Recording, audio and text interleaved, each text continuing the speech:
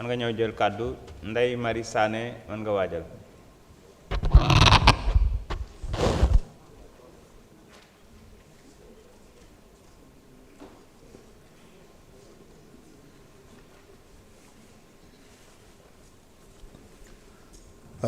asalaamaaleykum wa rahmatullahi wa barakaatuhu. ñoo ngi lay nuyu monsieur le président assemblée nationale di nuyu suñu gan gu baax gi di ministre de la justice monsieur Ousmane Diagne di nuyu ñi nga àndal ñëpp di nuyu mbokki député yi fi teew yëpp. tey nag li ñu fi dajale mën naa wax ne ci arab muy mal farxu bayna Sayid Diomaye wa Macky mooy lan moo wutale suñu président bi fi nekk di Diomaye ak suñu président ba woon di Macky. dañoo amoon benn citoyen Sénégal bu tudd Ousmane Sonko nekk ci biir administration gis lu jaaduwul dem ba mënu koo muñ mu yëgle ko maanaam mu boole ñu xeex ko dàq ko. loolu la état bi fi nekkoon doon def ak képp koo xam ne da nga doon jéem a woote ci njub. tey nag am nañ président bu tudd Diomaye moom nag moom daf ne képp koo xam ne gis nga lu jaaduwul boo ñëwee man dinaa la jox kaaraange man boo boolee dinaa la jox kaaraange ba noppi dinaa la fay ci boole googu nga ma boole. loolu moo wutale nguur gi fi jóge ak nguur gi fi nekk. gis naa benn opposant bu niil sax bu taxaw fii léegi naan waaw di yàq deru gor ñi di boole gii kay maanaam Diomaye moo ci jiitu ak ay ministre am ak ay directeur am ak administration. maanaam jub mooy ñëw ñu dénk la ba noppi nga ne léegi nag tey askan wi li ñu war a xam mooy li ñu fi dajale mooy maanaam nguur gii fi nekk ñoom dañ ne képp ku gis ci ñun lu jubadi bëgg ñoo boole yoon wii ngay aw. yaakaar naa nag loolu moom ab sàcc du ko ñeme.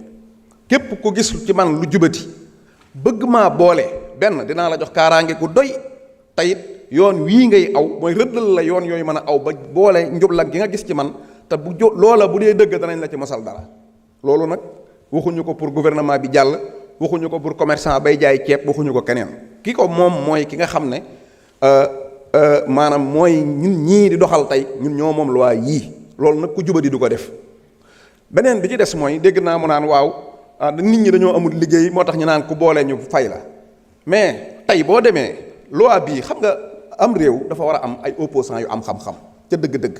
démb ba léegi ñoom ñëpp ku fi taxaw benn kenn ñëwul ku fi taxaw li ngay wax mooy am na mbënn mu nekk fee am na Touba ma ngay bënn dëgg la sax Touba maa ngi leen di mastawu ca mbënn ma dëgg la waaye li ngeen waroon a amee ay canalisation ñi ko sàcc ñooy taxawaat fii naan Touba mbënn am na fa.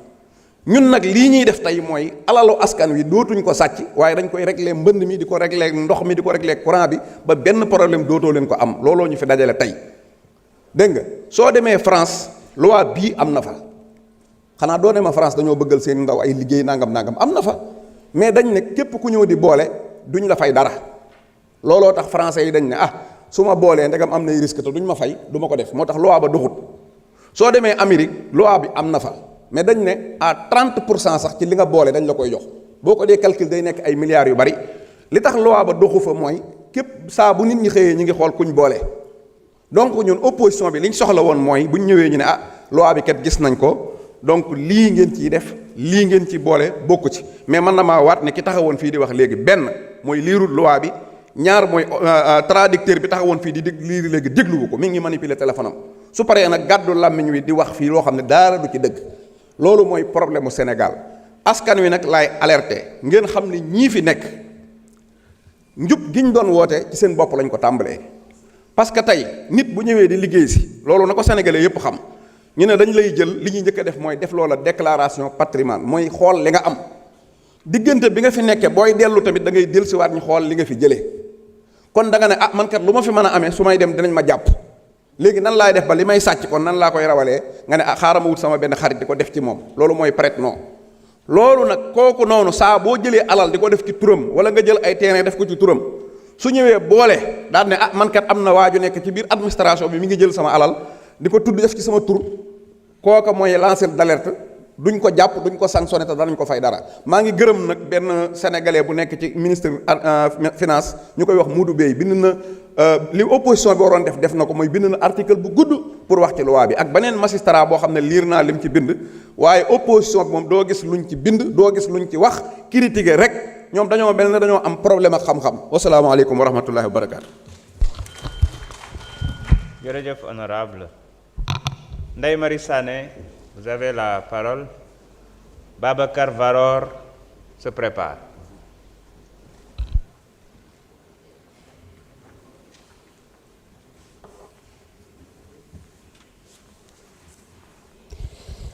asalaamaaleykum maa ngi leen di nuyu yéen ñëpp ku ci nekk turam ak santam.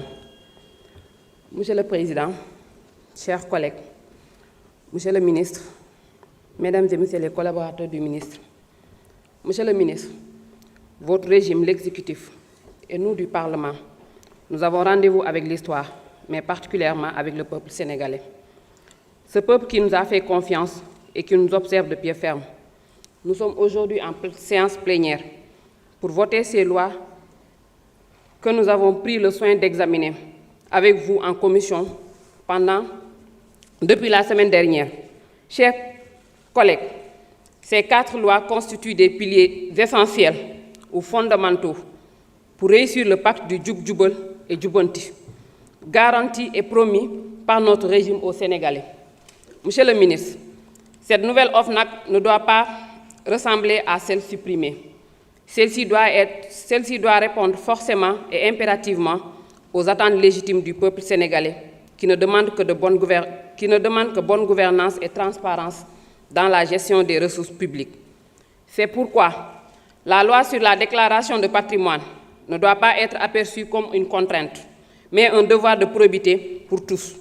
Elle doit combattre profondément ces pratiques nébuleuses d'enrichissement illicite et de détournement de biens publics qui ont aujourd'hui montré à la face du monde le 4e sous-sol où l'actuel régime a trouvé le pays.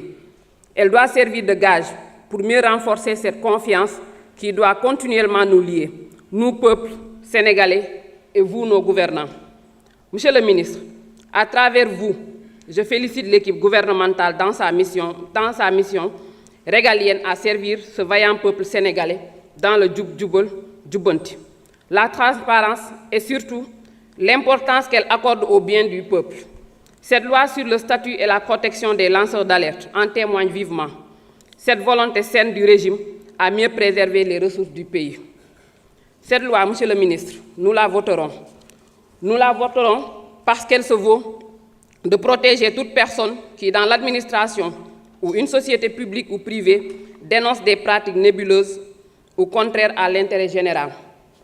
Mais son encadrement doit nous interpeller tous pour sa bonne applicabilité et prévenir sur des dérives programmées qui pourraient nuire à l'administration ou des sociétés privées ou d'organisations. Ainsi, Monsieur le ministre, je considère que la loi sur l'accès à l'information la complète, en ce sens qu'elle consacre à chaque citoyen le plein droit d'avoir accès à l'information ou à être